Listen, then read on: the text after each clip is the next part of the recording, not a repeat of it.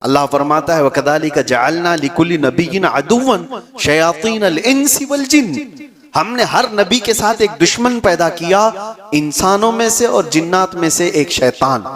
تو شیطان دونوں میں بھی ہے، انسانوں میں سے بھی ہوگا، جنات میں سے بھی ہوگا۔ بہت سارے لوگ یہ تصور کر کے بیٹھے رہتے ہیں شیطان کا مطلب دو بڑے سینگ والا ہوگا، بکرے کی منڈی والا ہوگا، لمبے بالوں والا ہوگا۔ شیطان کی ایسی کوئی شکل نہیں، شیطان تمہارے قریبی دوست کی شکل میں بھی آئے گا، جو تمہارے آس پاس ہیں ان میں سے کوئی شیطان ہو، اچھی شکلوں میں بھی ہوگا، اور جنات میں سے جو شیطان ہے وہ غائب ہوگا۔ لیکن یہ دونوں ہماری زندگی پر بہت اثر کرتے ہیں، بہت بری طرح سے اثر کرتے ہیں۔ یہ مسلسل خیر کے راستے سے ہمیں بھٹکانے کی کوشش کرتے ہیں۔ یہ نمازیں ہیں تمہاری، یہ دعائیں ہیں اور بزرگوں کی صحبتیں ہیں جو ان شیطانوں سے تمہیں بچا رکھی۔